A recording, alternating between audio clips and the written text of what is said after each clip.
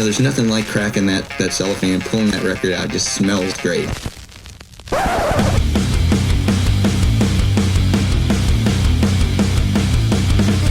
Welcome to BODS Mayhem Hour. Non-stop hardcore energy. I love the show, guys. You're awesome. Unlike any other. With your host, John the Bod, a.k.a. The Bod Father. Man, this stuff rocks. This is Elton of The Roar, and you're listening to BODS Mayhem Hour. The views and opinions of the guests do not necessarily reflect the views and opinions of BODS Mayhem Radio Network, its staff, affiliates, or sponsors. Parental discretion is advised. Welcome to BODS Mayhem Radio Network. Hey everybody, welcome to BODS Mayhem Hour. I am your host, John the Bod, a.k.a. The Bod Father. As always, I'm bringing you guys and gals awesome interviews. Today it's an honor and a huge privilege to welcome Elton of The Roar. The Roar have released their new album, Ninja Kitties, and new single and their new video cover of the 1985 Bryan Adams hit single, Heaven. So we're going to be talking to him about this and all other kinds of stuff. So, Elton, welcome to the show, and how you doing, man? Hi, welcome, man. Yeah, doing good. About to enjoy a little summertime. I don't get a lot of time to relax right now. I have more time on my hands than any other time in the year, so just enjoy a little bit for about a month, a little time off, and recuperate, recover, and then back to the grind. Then right back into that, man. Jeez. Yeah. It doesn't even seem like we're almost in summer. It don't feel like it at all. Yeah. The heat's going to pick up, I think. But I hope so. I'm out in California, so yeah.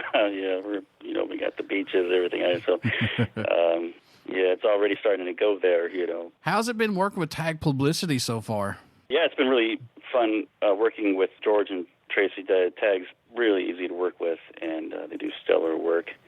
You get a lot of publicity with them, a lot of press, so it's been fun working with them. I look forward to working with them more, too. What's impressed or excited you the most about making the new album, Ninja Kitties, if anything? What sticks out the most for you, man? What excited me the most, I think, being able to put old punk ideas together with the new punk ideas and the new school sound, and try to do something kind of new there.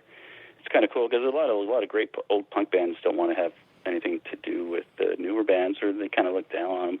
And same thing, newer punk bands they do the more metal sounding thing and think that the older guys didn't know how to play well. Or you get this, butting heads kind of thing. I was like, you guys have both have some great techniques, ideas. Mm-hmm. I put it together. So it was fun to do that, some kind of fusion with that, and do some songs that I really enjoy. So. How long did it take to write and complete the album for you guys? Yeah, so recording probably under a couple weeks, really. It took, I think the writing is what took a little longer, and some of the writing goes back for me, working with stuff over time. It's funny how you can hang on to a song for a long time and just develop it, I think altogether the recording was under a couple weeks, yeah. Any tracks standing out more to you than any right now on this album? I know it must change every time you listen to it. I know these are your babies, but do you have any that stick out for you, man? Yeah, definitely The Driver's got to be my favorite song on the Ninja Kitties collection. And it's just marvelous. It's the most successful realization of that vision, combining old school and new school punk techniques, because you got this really a lot of tension built up on the rhythm guitar using some inverted chord technique, right? And so you get this great old kind of rock feel, and then you've got some cool surf guitar in there, and the blues attack is very, the vocal attack is very bluesy, and we brought in some great new school techniques with these stop time tricks, so it was just such a great fusion of different techniques there, and it's really fun to do live, so that sticks out to me the most out of all that material. It's just such a success, when you do something and you're like, man, you're really happy with pulling it off. So I think that one stands out the most. Any tracks that didn't make this album that we can see down the road on an EP or another full length possibly? Yeah, I'm actually recording right now. Let me see. I have a song I wrote called COVID-19 about the pandemic, and it's kind of a record of what we see going on with the lockdown, quarantine, social distancing. It's got kind of Slaughter and the Dogs meets Bad Religion feel. I'm recording that right now, in fact. And another song I wrote about Johnny Thunders is a guitar hero of mine. I wrote a song about Jimi Hendrix I recorded with Ricky Hendrix, Jimmy's cousin. So I figured, man, I better write one about John. That guy was a huge influence on my whole approach to guitar, you know. So we're doing that right now as we speak. And some other kind of garage rock punk stuff that's a little more like the old style rock and roll, souped up rock and roll sound. So that's coming right now. In fact, we're working on it. We'll have a video out for COVID-19 really soon, I think in June. So let me get this straight. You're working with Jimi Hendrix's cousin? And am I wrong or am I right on that? Did I hear you correctly? Yeah, I recorded a single with Ricky Hendrix about Jimi Hendrix. It's called Jimmy's House. And we put that out on an album, and you can hear that on a single, too. It's out as a single and on an album we did.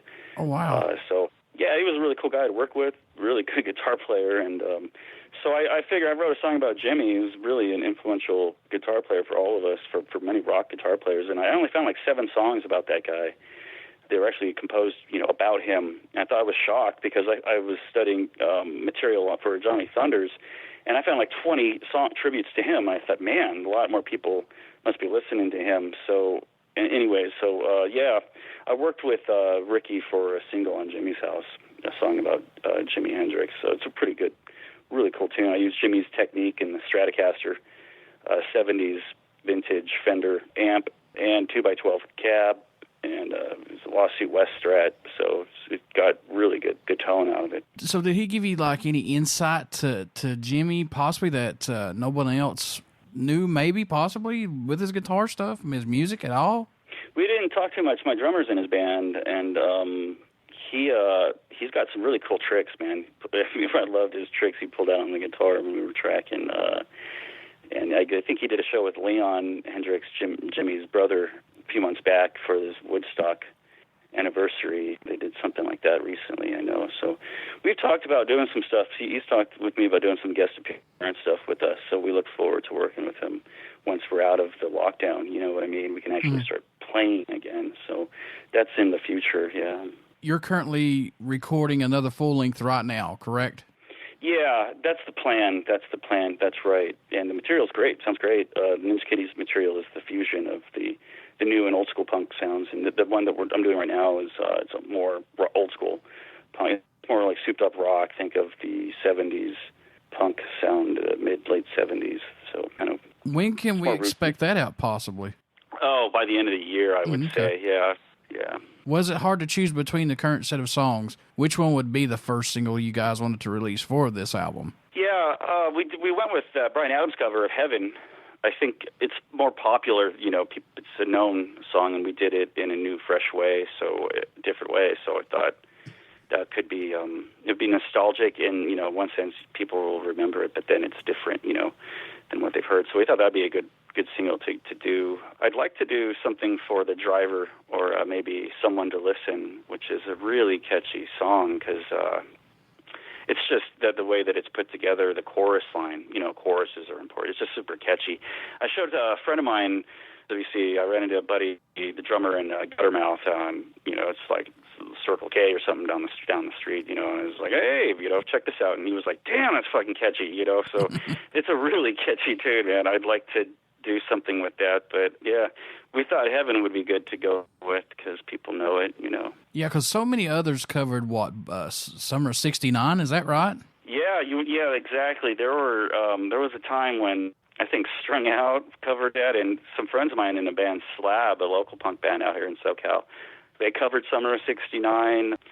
Jeez, man, I think MXPX might have done it. Yeah. A bunch of punk bands covering it. And there was that fad of doing 80s songs in the punk, you know, punkify it or whatever. I mean, bands were doing that. The Ataris did Don Henley's, you know, Boys of Summer.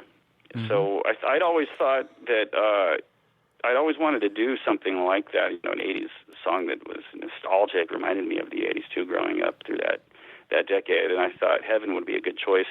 I looked at it. It was totally different from Summer of '69. It was a big hit for him. They were playing. They were kind of, that was like their Faithfully. You know, if you think of what that song is for that band and that artist Bryan Adams. And I thought, you know, it's really slow, man. You know, I was playing it just to look at the vocals, and And it just came to me, if we souped this up and just sped up the tempo, we could do some cool drum tricks and some rock tricks with it. I thought it just would sound better, so that's what we did. So that's our version of a punk 80s cover in that vein that you mentioned, yeah. I always loved, when I was growing up, hearing punk bands redo 80s songs, stuff like that, especially like in Kindles, they did White Wedding, and I believe, oh man, it was awesome. I think it was in Kindles, and then Gob. It might have been Gob that did White Wedding. Yeah, it was Gob that did White Wedding. Yeah, Gob did it. Okay. And Kindles did one. I can't think of what they covered, but it was so damn good. And you mentioned MXPX. They covered Summer of '69. So much good stuff out there that's been covered by punk bands. And Rancid, there's another great band out there as well.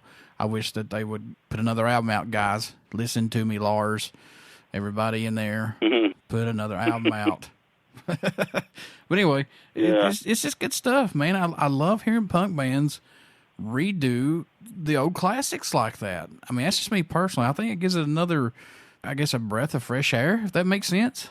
Yeah, because you get a new interpretation of something you remember, and if it's done well, it can be fun. You visit the past, but you do something new along the way too. Yeah, it's fun. So writing these new songs, does it still challenge or push you guys to come up with something new and stay fresh with the Roar's music in general, man?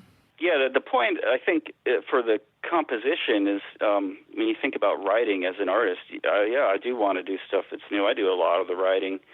I bring material to the project.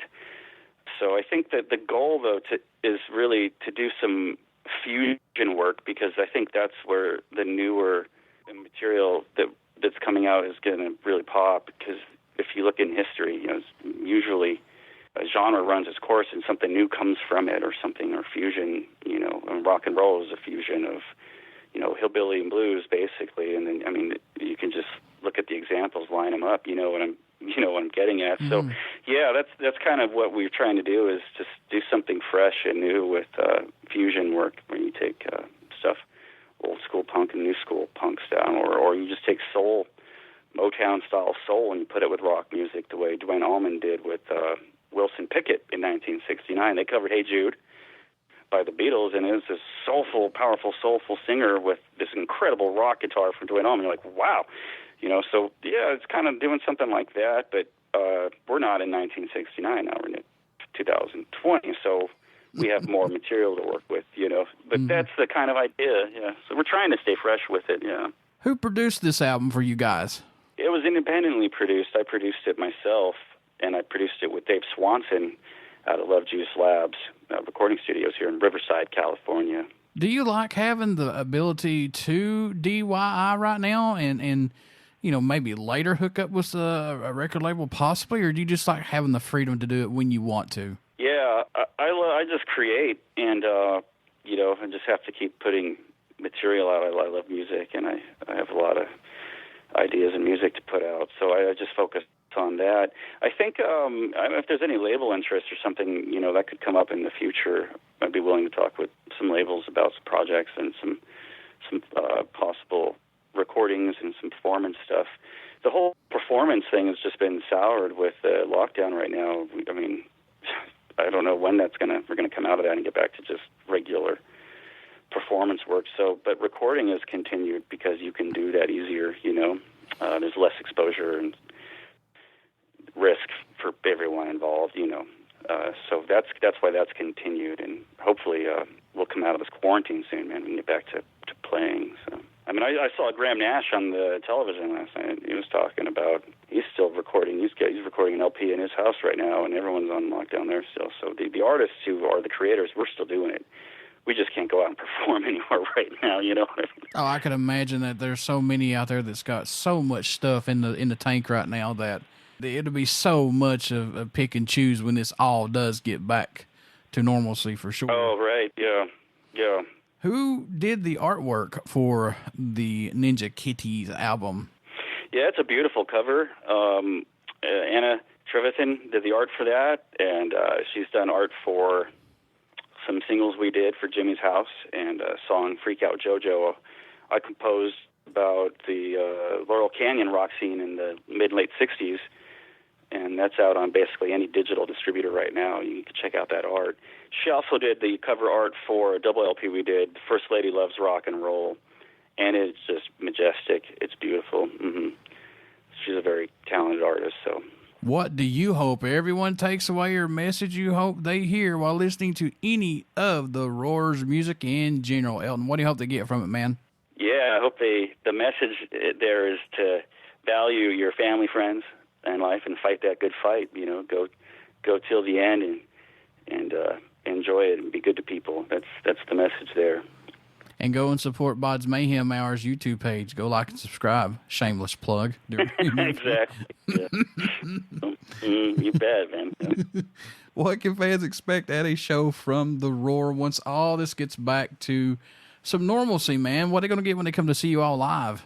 Yeah, the live set's beautiful, man. I really enjoy it. It's a weaving of fast rock and roll with soul, and then we climax, you know, with some hard-hitting, more hard rock, the melodic punk sound, and we go right into it. And we kind of weave how you could hear how that sound actually evolved if you listen to it. You know, you got stuff like Bullet from the Misfits or something. You start to hear, wow, these really hard bands, but they have these clear roots in rock and roll, right? Barbed Wire Love did a song. Stiff Little Fingers did a song, Barbed Wire Love, where they have a doo-wop break in the song. Or the Sex Pistols would do songs, and they have like the Lonely Boy. They have these songs that they are, you know, reminiscent of like the rock and roll era or something, and it's just they're using those songwriting formulas, you know.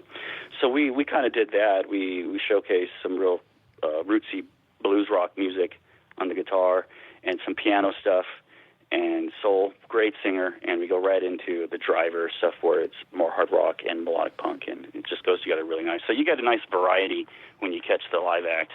I do like seeing bands that stay traditional with what their sound is. And I know bands are experimenting just like everybody did back in the 30s, 40s, 50s, 60s, you know, all back to that era. But, yeah, right. I do like to see bands incorporating old school stuff, like from the 50s, the 60s, using the old tube amplifiers, adding, you know, like doo-wop stuff in the lyric, or, you know, vocals and things like that. Work. Yeah. Mm-hmm. So I love seeing how everything is still integrated. When you don't think it is, it is. It comes back and gets you. I love seeing that, man. Right. Mm-hmm. Yeah, that's interesting because, you know, we're doing like stop time tricks that are really, you know, there's like common fare for some melodic punk technique, right? And if you actually look back in history, you find them in like the Marvelettes, these girl bands from, you know, and you're like, wow, you know, they're actually rooted right there in rock and roll. We're just doing it a little differently with distorted guitar nowadays. Yeah, true, very true. What made you want to become a musician? What was it sparked for you, Elton, that said, yeah, that's what I want to do right there, or maybe even try to see? Yeah, I think growing up, you know, music became a really important part of my life because I think the way my father was, or it must have been my folks. My father was a huge Beatles fan, and this guy was a real hard, tough guy, man, right? I never showed emotion, the stereotype of the, you know, tough father figure. And when John Lennon died, man, John Lennon was assassinated. He was killed in 1980. I saw my father cry for the first time, and I thought, man, who is this guy that influenced my father this way? He was my, you know, with all his flaws and imperfection, he was the guy I looked up to, you know what I mean?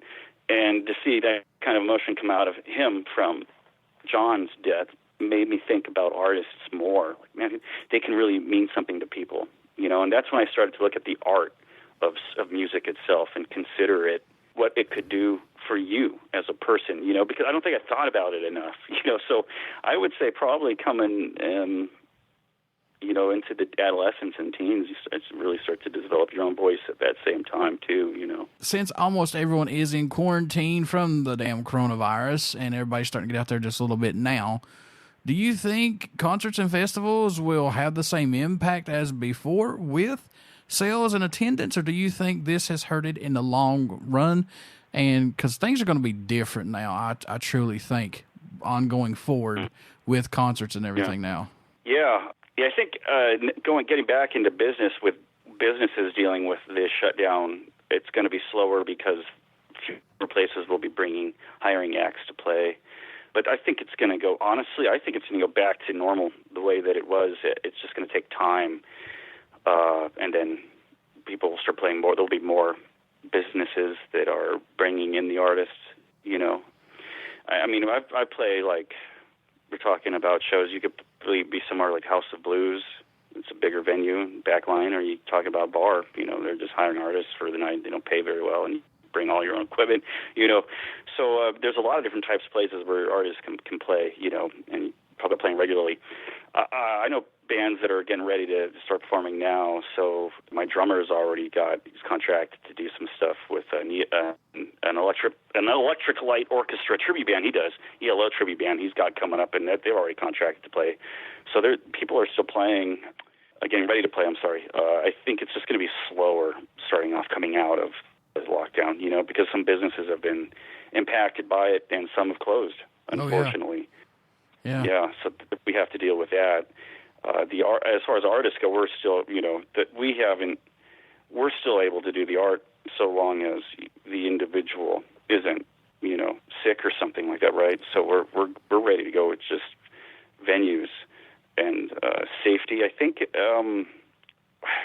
there's going to be a point where, due to either it's inoculation, vaccines, or something, I don't think the health risk will be as frightening to people, you know, keeping people at home. Eventually, you know, there's going to be enough of us that the concern with contracting the SARS-CoV-2 virus and developing COVID-19 will not be there. You know, it'll go away eventually. I think we won't be afraid of it, you know, whether it's, again, for some kind of herd immunity or something, or the eventual vaccine we get. But I don't know when that's going to be. I think, you know, the way we are, at some point we're going to fight to get back to normal. We're going to beat it. It's not going to beat us.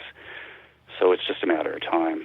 Is there a country that stands out or shocks you that the Roar gets support from, or your music even gets played in that area? No, not really shocking, but it's cool to see that you're showcased in Japan, or you know, aired over some French radio stations. That's kind of cool, because I just want people around the world to connect with the music. With that Ninja Kitties LP, it's got a strong Southern California kind of new school rock, punk, melodic punk feel on some of the songs.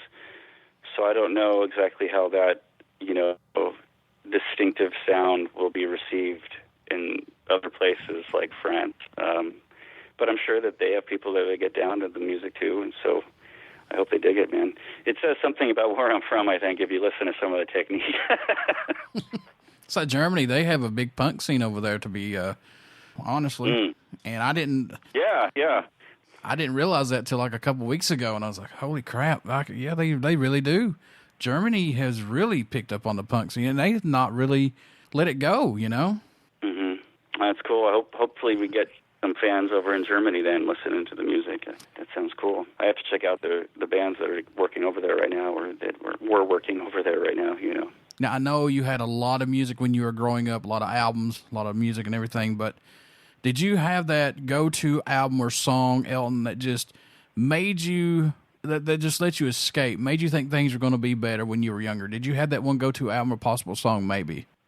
Yeah, but I mean, we were into punk, so it was like nihilistic. It was inverted. I think the songs that stuck out to me, like the key song that I thought of the most was like Born to Lose by Johnny Thunders and the Heartbreakers. So it was, in some way, it's this tough biker phrase, and it's just funny, you know, but the semantics is like the opposite. You know what I mean? Like, but it was just a tongue-in-cheek, you know, it was just being fun and having fun and playing rock and roll music. So, yeah, I would say Born to Lose was a big influence on my playing, my thinking about guitar work and songwriting. Yeah, I'd have to say something like that. Folks, you want to get out and pick up the Roar's new album, Ninja Kitties. You want to get out and pick that up, and plus they're working on some new material right now due to this coronavirus fiasco, as I call it. One day we will get all through this, trust me. So, Elton, my friend, how can folks stay in touch with you guys, buy some merchandise, tour dates, all this good stuff when we are back to normalcy? How can they do that? Yeah, you can basically catch the the performance dates on our band profile on ReverbNation.com. You can stream music, and you can purchase music through any digital distributor. You could also follow us on Twitter and Instagram and Facebook. And so just keep in touch with our social media and our media that way for dates for performances coming up after lockdown. And for releases for newer material, as I mentioned, I'm working on another LP right now, and we're actually tracking it right now. So Before I let you go, good sir, would you care to do a promo for the show? Yeah, you bet. This is Elton of The Roar, and you're listening to BODS Mayhem Hour. Everybody stick around. We got some great stuff coming up. You only hear these interviews right here on BODS Mayhem Hour and BODS Mayhem Hour podcast. Please get out and check out our Facebook page. It has our podcast link, YouTube link, and every link that is associated with us that we are on. We are all over the place. Trust me, we're on all platforms just about. Get out and check that out. Also, please get out and support The Roar. Pick up their new album, Ninja Kitties. Also, they have a new album that they're working on right now that should be out hopefully later at the end of the year, maybe first of next year. But the guys are working on that right now. So, Elton, I wish you guys nothing but the best of luck, man. Thank you, man. You too. I wish you the best.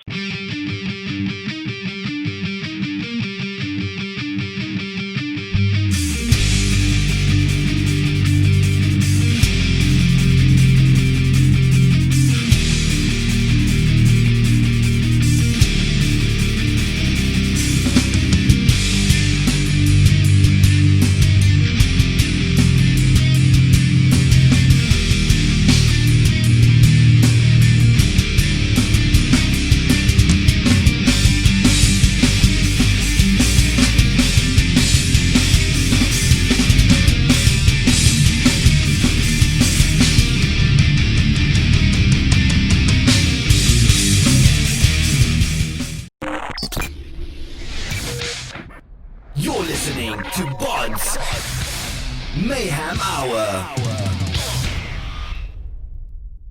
Follow us on Facebook, Twitter, and Instagram.